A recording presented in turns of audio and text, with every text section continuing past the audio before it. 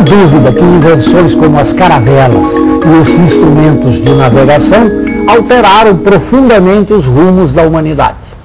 Já a inserção da perspectiva deu uma nova visão às artes. Duas ideias foram fundamentais para a matemática: a criação do zero e o sistema decimal de numeração. Não seria exagero dizer que o zero nos pôs na Lua e está muito próximo de nos colocar em Marte. Curioso. Afinal, todo o avanço tecnológico parece estar assentado em ideias da matemática.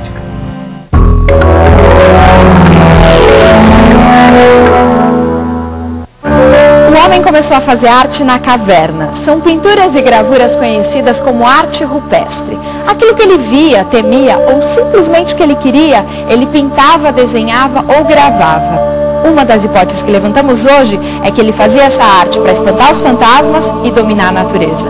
Afinal, é muito mais fácil dominar um animal perigoso num desenho do que na realidade, não é? Hoje, quando não precisamos mais desenhar animais para dominá-los, ainda temos de espantar nossos fantasmas.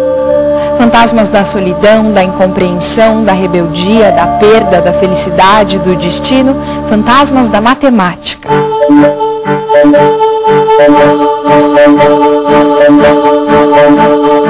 40 mil anos depois da pintura das cavernas, ainda fazemos arte. Talvez pelo mesmo simples motivo. Fazemos arte porque somos humanos. Talvez a matemática esteja na origem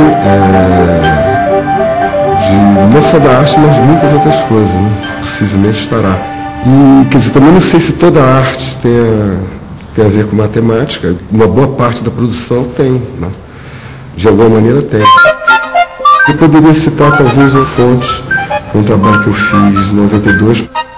Para mim, quer dizer, essa peça, sobretudo, ela lida com a questão do número, ou seja, tem aí uma espécie de utopia de materializar talvez o mais abstrato dos conceitos, que é o conceito do número, quer dizer, é tornar plausível essa coisa tão imaterial, né?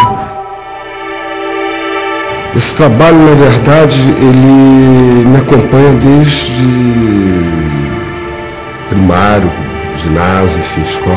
E eu fazia como esses desenhos repetitivos, né, que você faz quando a aula está chata, ou telefonando. Até que em 76, em Petrópolis, eu estava morando em Petrópolis, eu resolvi fazer isso no espaço. Quer dizer, peguei arame, em vez de desenhar, peguei um pedaço de arame e fui repetindo esse procedimento. E, quer dizer, depois de um certo tempo, eu verifiquei que essa era uma estrutura que, ao mesmo tempo que crescia no plano, ela crescia no espaço também. E, de fato, eu só fui achar alguma coisa diretamente ligada à ideia desse trabalho anos mais tarde, em 90, 91, me caiu na mão um livro do Feigenbaum, esse físico americano. Ele veio chegar a um conceito que hoje é reconhecido, que é o chamado coeficiente de universalidade. Mas justamente o conceito que o Feigenbaum utilizou foi o conceito de cachoeiras de bifurcações. Um conceito que eu acho muito bonito assim, e de certa maneira tem a ver com esse trabalho. Só cheguei a essa possível explicação bem depois de ter feito.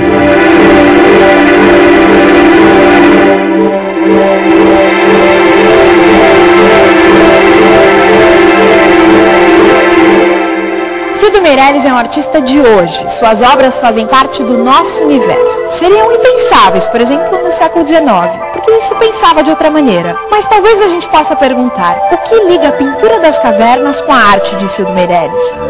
Essa imagem, o bisão estripado que ataca um homem com cabeça de ave, foi feita na caverna de Lascaux e tem mais de 20 mil anos. É o testemunho de um homem que deixou registrado uma caçada. Vamos começar por ela. Veremos agora um painel com centenas de pinturas produzidas até os nossos dias.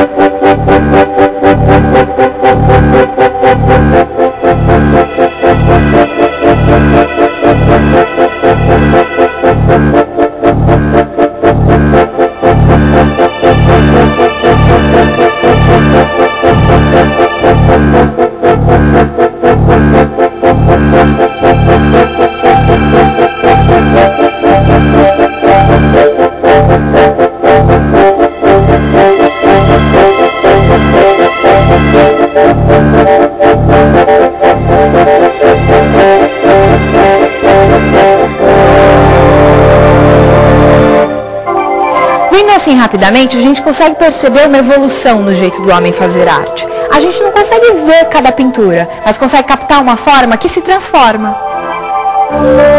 A partir da arte do homem pré-histórico, vamos até o ano 500.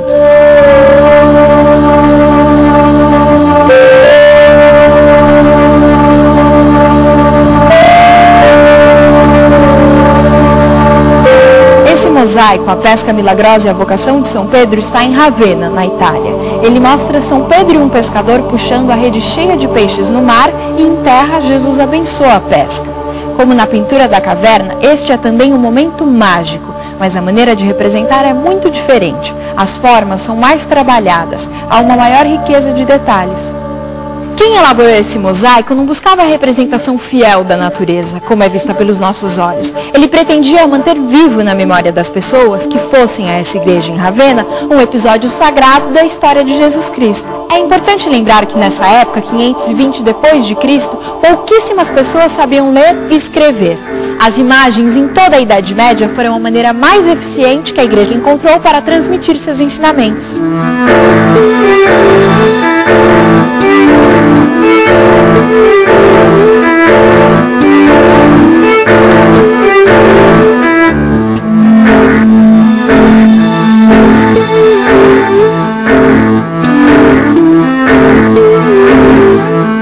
O espaço desse mosaico é quase bidimensional. Para satisfazer as necessidades dessa obra, não foi necessário o uso da perspectiva. Vamos continuar. Vamos avançar mais 900 anos.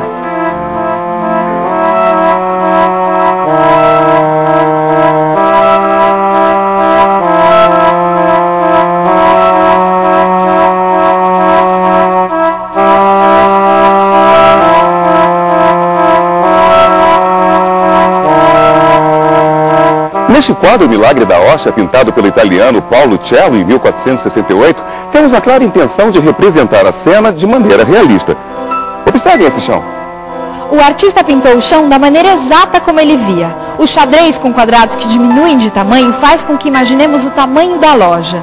As linhas perpendiculares das paredes formam um conjunto coerente. É tão coerente que eu posso caminhar sobre ele. Eu posso vir aqui para o fundo. Posso caminhar para o lado. Ou posso ficar atrás desse balcão ao lado desta simpática e jovem senhora. A época de Paolo Cello ficou conhecida como Renascimento e teve vários gênios, como Leonardo da Vinci e Michelangelo. Foi a época dos grandes descobrimentos. As naus portuguesas e espanholas mostraram que o mundo não era plano. O mundo físico havia mudado e a nossa consciência também. Se o espaço no mosaico de Ravenna era limitado, no Renascimento ele se tornou infinito.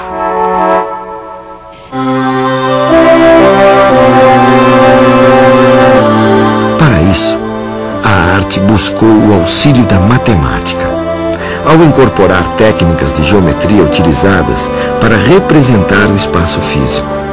Estas técnicas usavam instrumentos de precisão como estes, desenvolvidos cientificamente para o registro fiel da realidade.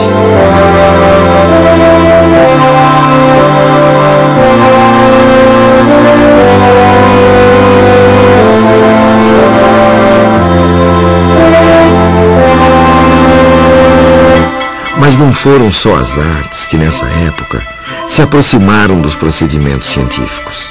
As grandes navegações e a ampla atividade comercial desse período impulsionaram o desenvolvimento, a incorporação e a utilização generalizada de diversas técnicas matemáticas.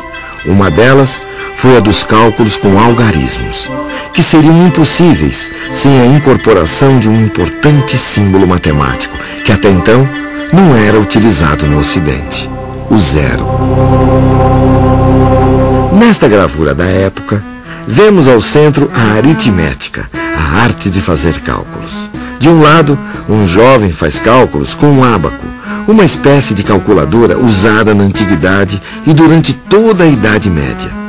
Do outro, um jovem faz cálculos com os algarismos recém-incorporados à cultura europeia. A época do Renascimento, muito conhecida pelo trabalho de seus artistas, também foi um importante período para o desenvolvimento da matemática e das ciências. Depois do Renascimento, as mudanças começaram a vir cada vez mais rápidas. A cada 100 anos já tínhamos novidades. Vamos correr mais um pouquinho com a nossa história da arte.